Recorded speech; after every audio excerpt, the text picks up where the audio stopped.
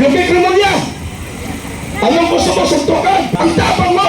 Subukan mo mag-isa. Sekretary yung Bikrimulya, hinahamon kita. Kung talagang matapang ka, tayo dalawa mag-usap. Mga kaibigan, dito ko lang napatunayan ngayon sa aking pag-retire ay 40 years in military service, 40 years from CSTF. Kung alam niyo si Steve Cacto, from Sergeant of Staff Ranger and retired officer. Dito ko napatunayan ngayon ang tawag ng Pilipino ay kung wala ka sa posisyon. Tingnan natin kung kayo ay nasa posisyon o wala na sa posisyon. Matapang ba tayo? Unyeta! Ha? Masusubukan ang tapang ng isang Pilipino kung wala ka sa posisyon. Naniniwala ba kayo doon? Naniniwala ba kayo doon? Huwag niyong gamitin ang inyong katungkulan, ang inyong power. Dahil pagsasamantala yan. Ayaw namin sa Pangulong adik. Mag-resign ka na. Kung hindi ka adik, hindi mo magagawa ito sa sambayan ng Pilipino. Tama! Very good, Tatay Rani. Malinaw. Aawa na ako sa ating mga kapulisan. Pero alam ko, sa puso, kasama natin sila. Mabuhay kayo! Ang Philippine National Police ng taong bayan. Paunti ng paunting, paparating ang mamamayang Pilipino upang ipagtanggol ang ating demokrasya ng ating bayan. Bayan, bayan, bayan ko! Bayan, bayan, bayan ko! Di patapos ang laban mo! Di patapos ang laban mo! Gobyernong manloloko! Gobyernong manloloko! Labanan mo, itakwil mo! Labanan mo, itakwil mo! Yan ay dadagundong at pilit na guguhit sa lansangan ng labas ng Senado sapagkat dadalhin natin ang diwa ng EDSA mismo sa harap ng Senado sa araw na ito. Dito po, dadagsa ang taong bayan na uhaw na sa katotohanan. Yes! Uhaw na po kami sa katotohanan at sa tubig na malamig. Dito, kung may EDSA uno noon na pinoproteksyonan ang paghuli kay General Ramos at si Secretary Indrile, dito rin po sa Senadong ito, magigising ang taong bayan, poproteksyonan natin ang demokrasya natin! Proteksyonan po natin, mga kababayan, ang sinasabi ni Tatay Rane, ang bagong EDSA ay sa kalsada ng Senado. Ang bagong EDSA sa kalsada ng Senado.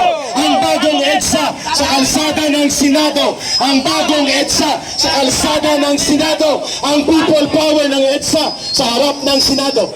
Padating na po! Padating na po ang sambayanang Pilipino!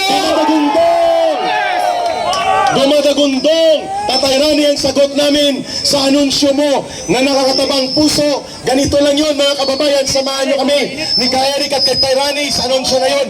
Lumalakas, lumalawak, lumalaban! Lumalakas, lumalawak, lumalaban!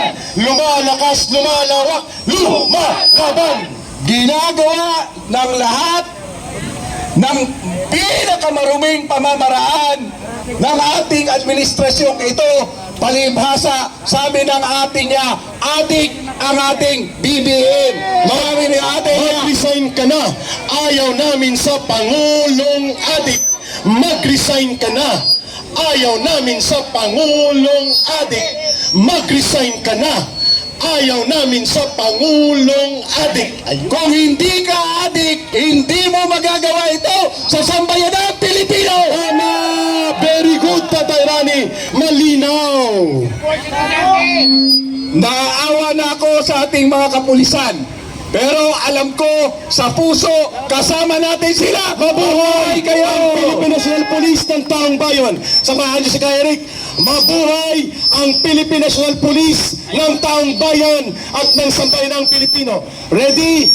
Go! Mabuhay ang Philippine National Police ng taong bayan at ng sambayanang Pilipino.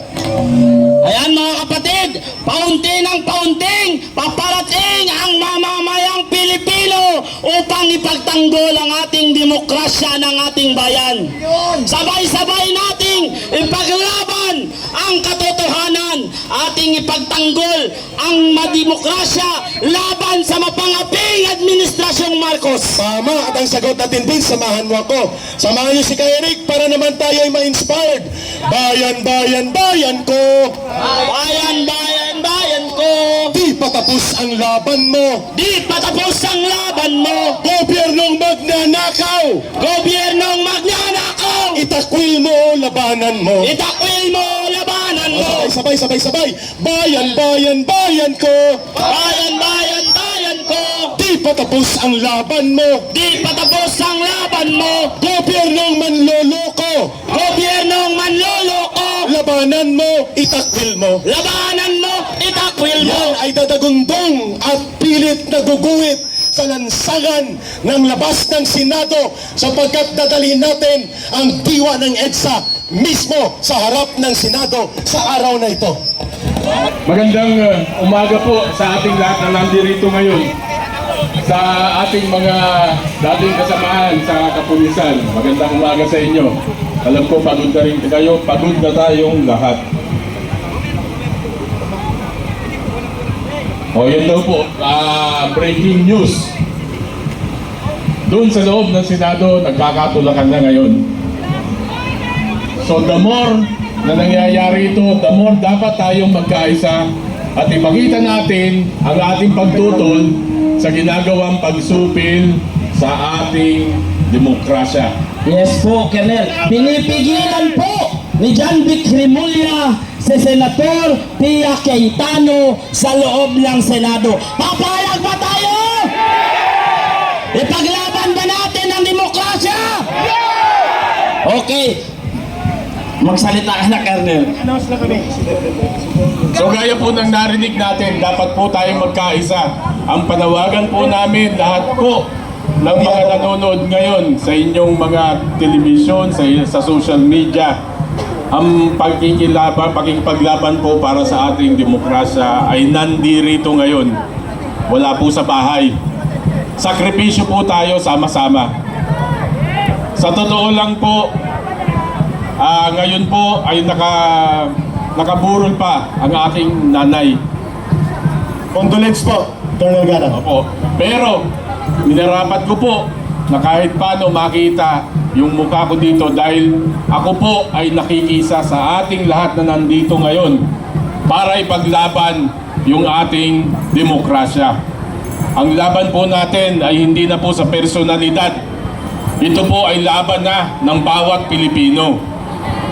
Laban ng ating mga kapulisan, laban ng ating mga sundalo. Lahat po ng ating mga apo at mga anak ay maapektuhan kung hindi po tayo gagawa ng paraan at pagkilos na ipaglaban ang ating demokrasya. Kaya't muli po, sa ngalan po ng United People's Initiative at sa amin pong lead convener, si retired Major General Romy Pokis, ang ating pong Secretary General na si Captain Ray Valeros. Kami po ay nanawagan sa ating mga kababayan. Punta po tayo dito sa Senado. Nandito po ang laban. Laban para sa ating demokrasya. Maraming salamat po at mabuhay ang Pilipinas. Maraming salamat, retired Colonel Jonathan Galang. Mga kababayan, samahan niyo po si Eric Pedro Oliver habang wala si Brother Vince. Si John Vic Rimulya ay walang karapatan na harangin ang isang senador, chairperson ng Senate Blue Ribbon Committee upang pigilan ang proseso ng ating Senate Blue Ribbon Committee. Kaya ang sigaw natin, John Vic Rimulya, tuta pasista! John Vic Rimulya, tuta pasista! John Vic Rimulya, tuta pasista! John Vic Rimulya, tuta pasista! John Vic Rimulya, tuta pasista! John Vic Rimulya, tuta pasista! May araw ka rin. Nananawagan tayo sa grupo ng Maisog. Kung pwede, huwag nang disturbahin ang programa. Pumasok na lang po kayo. Kung pwede, mag-negotiate na lang sa kanila. At dito na sila sumama dahil nadidisturbo nila ang tambol nila. Wait lang, Brother Oliver. Ang grupo ng Maisog, kung pwede pakiusapan muna namin, Sumama na po kayo sumama na kayo dito. At ang inyong tambol ay Dito na sa po yung banyo. grupo ng Maisog, mga kababayan. Sama-sama na po tayo. So please proceed here. Sa grupo ng Maisog, dito po ang ating entablado. Come forward. Forward po kayo Ito po, dito. Maisog Group. Tinatawagan natin ang grupo ng Maisog, Kampilan, UPI, Marcos Resign, Rage Coalition. Rage Coalition. Advance. Andumating na pong grupo ng Maisog, mga kababayan. Bawal Sambayanan. Bangon Sambayanan, Quezon City Anti-Crime Crusaders, Anti-crime sa BGC. Ginday Cares Philippines, Sara Philippines Movement, Sa Pilipinas. PDP Laban, Attorney Garin. Grupo ng Masada. Yan. Dito lang, papasok lang dito. Dito lang muna tayo. Wait for the command, no, mga kababayan. So, ang mga Maisog, welcome po kayo dito. Lumapit kayo. You will be given time to speak dito. 2 o 3 speakers. So ito na po, dumating na po yung Maisog Group. Yan po sila. Tawagin po na natin bago ang taga-Maisog, taga-Independence, tatawagin po na ang Robert Beans, si Ricardo Perler, sa kanyang kapitapag-isa. Brother Placido, ang Placido Domingo, yun po ay napakataas ang boses. Ito naman napakataas ang kanyang enerhiya sa kapitapag-isa. Perler, Metlan, para sa UPI at sa pagtitipon ng mga Pilipino sa harap ng sila.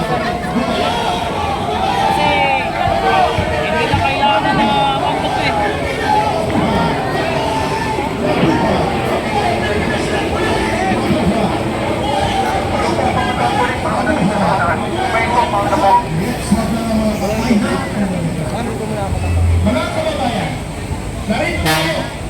Kapag bantayan ang ating mga senador para sa One part team, para na mga motor.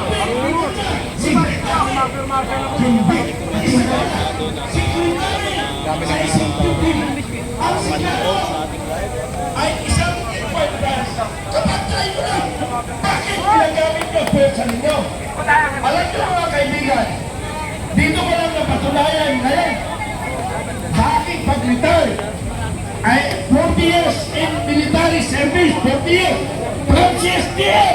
Kung alam niyo si Steve Cacto, from Sergeant of Scout Ranger and a retired officer.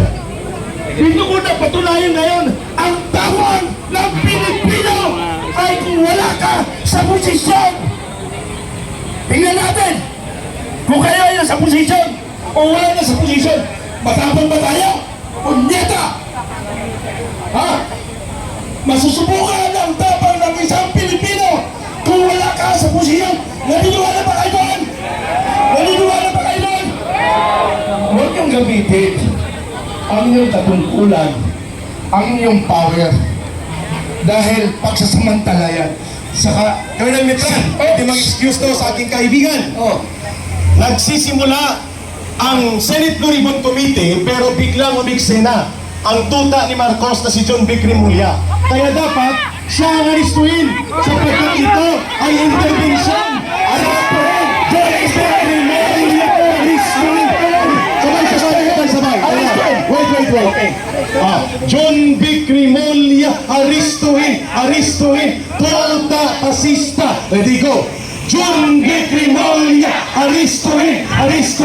Tuta pasista. John Vic Rimulya aristuin. Tuta pasista. John Vic Rimulya aristuin. Tuta pasista. Go ahead, Colonel Metran. Ipagpatuloy ninyo ang inyong hataw, brother. okay mga kababayan,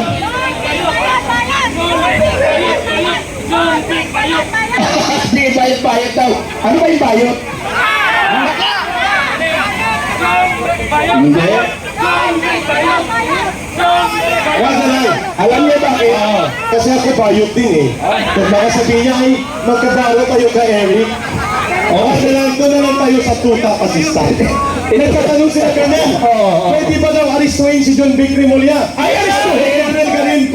Attorney ka rin pwede. When you disrupt a proceeding of the legislative body, you can be arrested.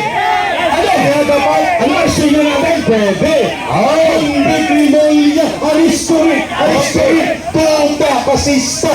John Vic Rimulya, aristuhin! Aristuhin! Tuta pasista! Okay. Maganda tayo Maganda tayo mga kababayan.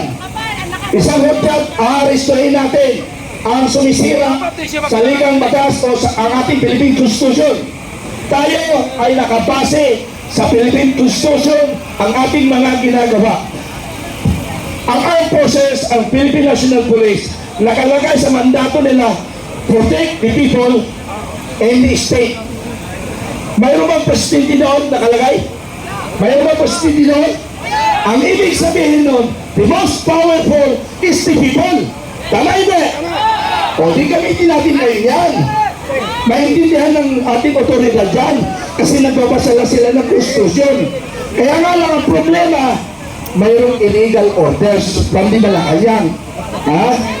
Yun yung problema natin, yung illegal orders. Tandaan nyo, mga kabaro ko dati, ang action lang laban sa atin ay i-relieve tayo sa posisyon. Kung tayong ma-relieve sa posisyon, matakot ma-relieve sa posisyon, hindi naman kayo papatayin. Hindi naman kayo tatanggalin sa serbisyo. Posisyon lang ang tatanggalin sa'yo. Bakit kayo matakot? Ako nga, nung nasa Zambales ako, binangga ko ang drugs sa Zambales, si Governor Magsaysay.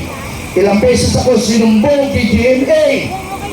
Nung umuulang ako, sinigundahan ako.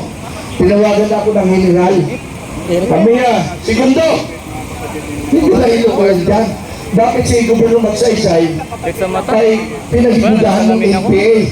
Sir, mukhang yata binabaliktad ang storya. Yung drugs kasi, sir, sabi ng kanyang mga tauhan, ay sa kanya daw yung bata. Sabi ko, hulihin natin. Yung bata niya, then dadahin natin kay Governor kung talagang tao niya. Mayroon bang Governor? Mayroon bang mga pinuno na otoridad na may hawak ng drugs? Wala. Pag mayroon, sindikato yan. Pag mayroon, walang hiya yan. Dapat, muna magbibitaw ng masamang salita. 4 years ako sa serbisyo. Mula 13 anyos ako. Nasa serbisyo na ako sa Mindanao. Lumaban ako ng tatlong araw, tatlong gabi. 17 lang kami, ang kalaban namin 400. Pero niligtas ako ng Panginoon. Dahil mayroon pa akong tutungkulin na gaganapan ngayon. Maraming salamat! Ayun! Maraming salamat! Pero inudugtog ko pa kasi hindi ko pa nabira si Rimulya. Pirahin mo na. Pirahin natin. Tapos ang panawagan ng taong bayan sa kanyang pangingialam at bidabidahan sa loob ng Senado. Panawagan mo ng aristoy natin mamaya. Bye. Secretary Jumik Rimulya. Hindi kita nakikitaan ang tapang. Bakit? Kasi kapangyarihan kayo, ang dami mong alalay. Para ka rin si General Torre. Ang tapang natin pag marami tayong alalay. Jumik! Anong gusto mo? Si General... Hindi, si General ano? Yung Chief PNP. Hindi, si Torre. Si General Torre, hinamon ko ng suntukan yan. Kung kaya, mag-akit kami sa bundok. Dalawa lang kami, maghahanap ng tunay na kalaban. Hindi niya tinanggap yung aming pag-cooperation. Dalawa lang kami. Sanay naman ako mag-isa sa bundok na maglalakad eh. Okay. Yung Vic Rimulya, anong gusto mo suntukan? Pero malaki katawan mo eh. Pero, makahanap na lang tayo ng kalaban ng tunay na kalaban ng Pilipino. Suntukan na lang tayo. Alam mo, nakikita ko yung forma ni yung Vic Rimulya. Yung sa Malacanang, pag ganun siya. Parang lalaki. Kala mo, tapang niya. Maskara niya lang yun. Ha? Maskara lang. Maskara, hindi pala totoo yun. Sorry Sekretary. Pero Sekretary, mali yung ginagawa mo. Executive branch ka lang, isa ka lang kabinete, Sekretary. Ang kaharap mo ay ka-equal ng ating Pangulo at ng Chief Justice. si Senador Cayetano. Tapos pumapapil ka, ang tapang mo! Subukan mo mag-isa. Sabulin kita, tayo mag-isa, maglakad dito sa EDSA. Pagtakbo tayo. Mababa na ang lakad. Hindi ko na nga ito ba? Okay yan lang. Sekretary Jumig Grimolia, hinahamon kita. Kung talagang matapang ka, tayo dalawa mag-usap. Salamat. Ang mga kababayan, nais po natin pasalamatan. Yes. Vince, ikaw muna magpasalamat. Okay, maraming salamat sa ating mga kapatiran at alam natin patuloy pa ang kanilang pagdating dito. At tuloy-tuloy po ang pagdagsa ng ating mga kaibigan at kapatiran. In some few hours from now, they will be here sa lansangan sa harap ng Senado. May pakiusap po tayo, mga kababayan. We are calling on Attorney Garin to please stay with Brother Placido dito. Please, everybody please. We also call on our brothers and sisters from Maisog at ang mga drums ready natin para coordinated ang tambol ng protesta at tambol ng paninindigan. Okay?